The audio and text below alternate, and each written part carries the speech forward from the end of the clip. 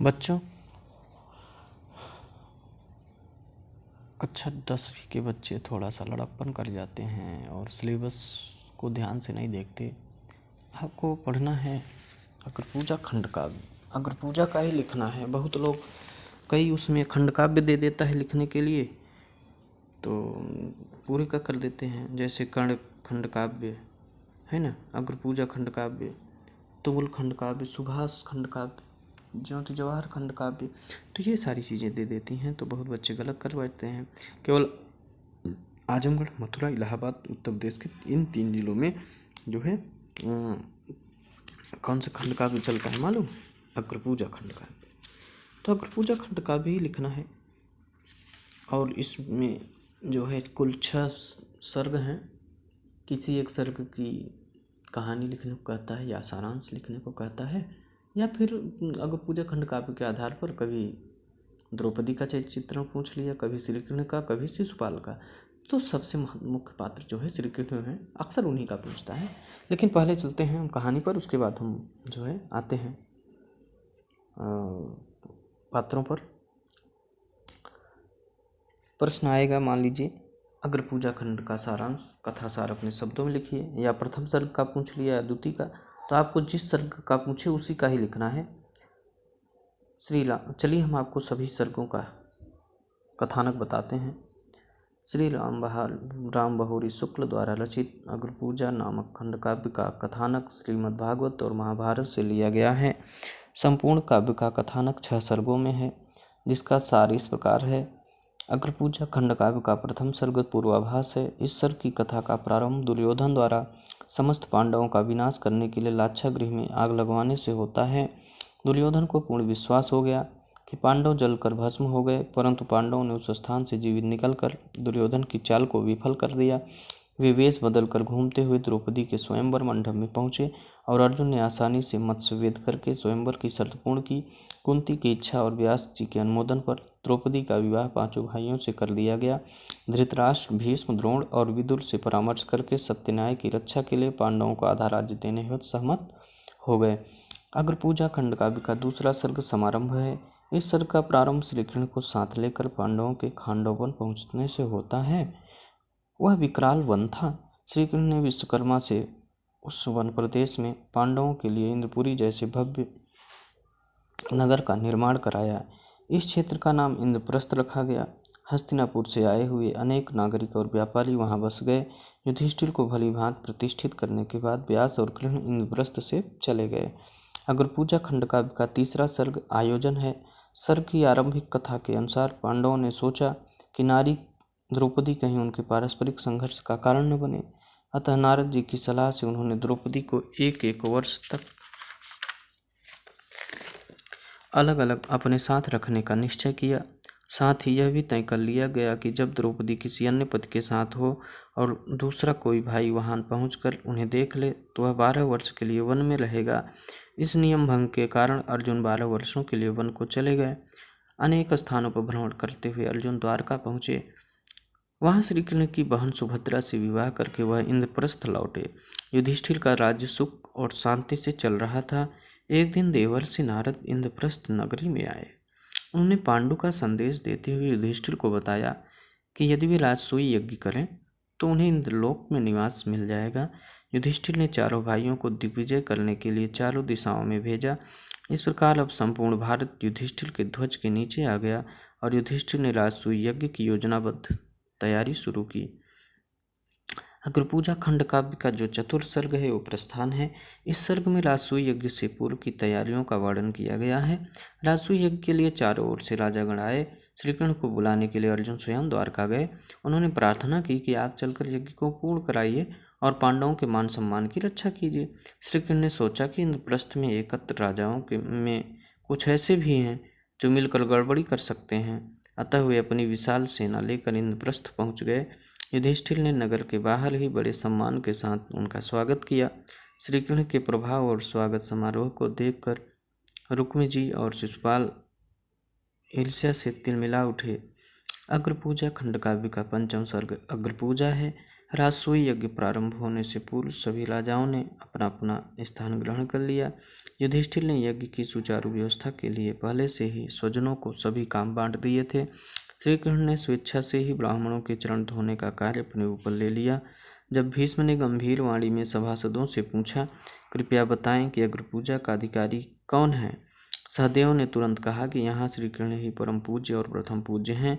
श्री कृष्ण ने सहदेव का समर्थन किया, भीष्म ने भी सहदेव का समर्थन किया। सभी लोगों ने उनका एक साथ अनुमोदन किया। केवल शिशुपाल ने श्री कृष्ण के चरित्र पर दोषारोपण करते हुए इस बात का विरोध किया और श्री कृष्ण के प्रति नाना प्रकार के अपशब्द कहने लगा। श्री कृष्ण ने उसे सावधान किया, फिर भी शिशुपाल न माना और उनकी कटु निंदा करता रहा। अंततः श्री कृष्ण ने अपने सुदर्शन चक्र से उसका वध कर दिया। षष्ठम सर्ग उपसंहार में उपसंहार है। इसमें उल्लिखित शिशुपाल और कृष्ण के विवाद का यज्ञ पर कोई प्रभाव नहीं पड़ता है। यज्ञ निर्विघ्न रूप से चलता रहता है। व्यास, धौम्य आदि 16 तत्वज्ञानी ऋषियों ने यज्ञ कार्य संपन्न किया। युधिष्ठिर ने उन्हें दान दक्षिणा देकर उनका यथोचित सत्कार किया।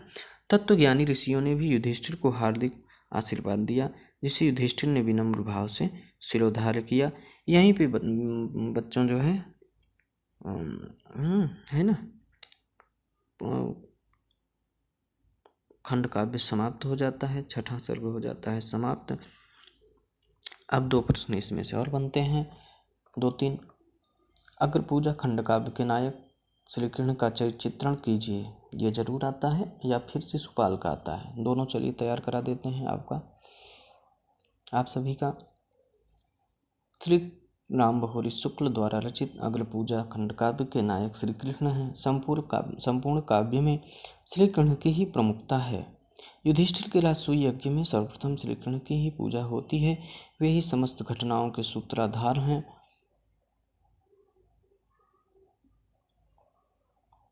उनके चरित्र में कई विशेषताएं झलकती हैं। नंबर 1, लीलाधारी दिव्य पुरुष। हेडिंग आप डाल सकते हैं, लीलाधारी दिव्य पुरुष। कवि ने मंगलाचरण में श्री कृष्ण के विष्णु रूप का स्मरण किया है। विश्वकर्मा से भयानक खांडवन में अलौकिक नगर का निर्माण करवा देने, शिशुपाल को अनेक रूपों में दिखाई देने से वे पाठकों को अलौकिक पुरुष दिखाई प्रतीत होते हैं। नंबर 2, शिष्ट एवं विनयी। श्री कृष्ण सदा बड़ों के प्रति नम्र भाव रखते हैं। वे कुंती आदि पूज्यजनों के सम्मुख शिष्टाचार और नम्रता का व्यवहार करते हैं।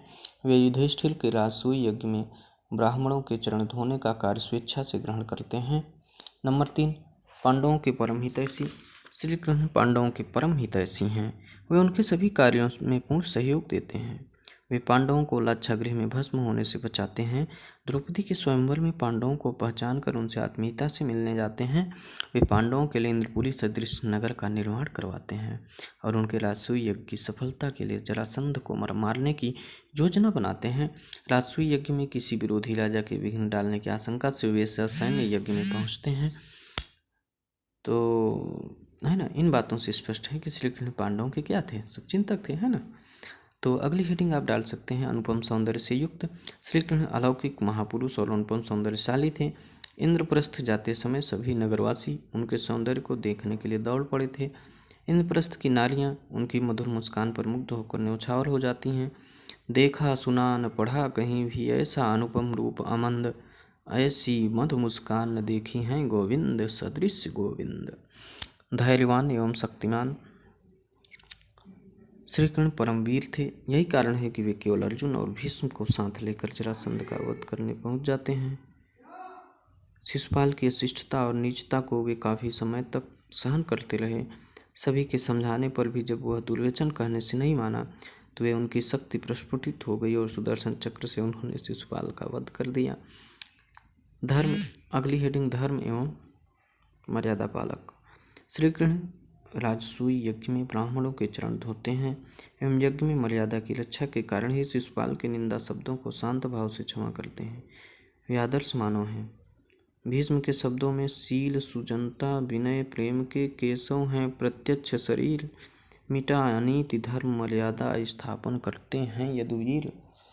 अगली हेडिंग अनासक्त योगी। श्री कृष्ण के व्यक्तित्व में भोग और योग का सुंदर समन्वय है। वे सांसारिक होते हुए भी संसार से निर्लिप्त हैं। जल में कमल पत्र की भांति वे मनुष्यों के सभी कार्यों को अनासक्त रहकर पूर्ण करते हैं। सबके पूजनीय होने के कारण ही उन्हें अग्रपूजा के लिए चुना जाता है। इस प्रकार हम कह सकते हैं कि अंततः श्री कृष्ण शिष्ट और विनम्र हैं। वे पांडवों के परम हित चिंतक और अनुपम सौंदर्यवान हैं। वे धर्म एवं मर्यादा के पालक, अलौकिक शक्ति संपन्न, अनासक्त योगी एवं दिव्य गुणों से संपन्न महामानव हैं। अब चलिए, ये तो श्री कृष्ण का रहा चरित्र चित्रण। अब देख लेते हैं शिशुपाल का। प्रश्न बन सकता है कि अग्रपूजा खंड काव्य के आधार पर शिशुपाल का चरित्र चित्रण कीजिए। शिशुपाल भी अग्रपूजा खंड काव्य का एक प्रमुख चरित्र है। वह चेदी राज्य वंश का स्वामी है। प्रस्तुत खंड काव्य में उसकी भूमिका खलनायक की है। वह हमें ईर्ष्यालु, क्रोधी, अभिनेता और अशिष्ट व्यक्ति के रूप में दृष्टिगोचर होता है। शिशुपाल का चरित्र चित्रण कुछ इस प्रकार से किया जा सकता है। श्री कृष्ण का शत्रु। नंबर 1, शिशुपाल और श्री कृष्ण के बीच पुरानी शत्रुता है।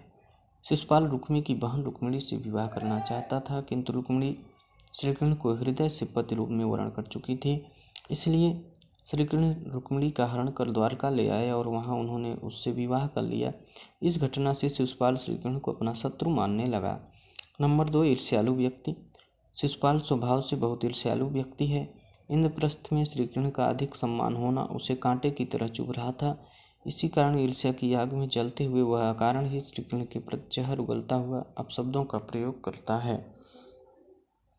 आज यहाँ हैं ज्ञानी योगी पंडित ऋषि नृप अनुपम वीर, फिर भी यज्ञ अर्चना होगी उसकी जो गोपाल अहीर। शिशुपाल ईर्ष्यावश श्री कृष्ण को नाचने कूदने वाला, छलिया और अशिष्ट भी बतला जाता है। अगली हेडिंग, क्रोधी और अभिमानी। शिशुपाल में क्रोध और अभिमान का भाव कूट कूट कर भरा था। वह भरी सभा में सीना तान कर श्री कृष्ण की ओर हाथापाई के लिए बढ़ता है और उन्हें भला बुरा कहकर ललकारता है। वह बोला, मायावी छलिया इंद्रजाल अब करके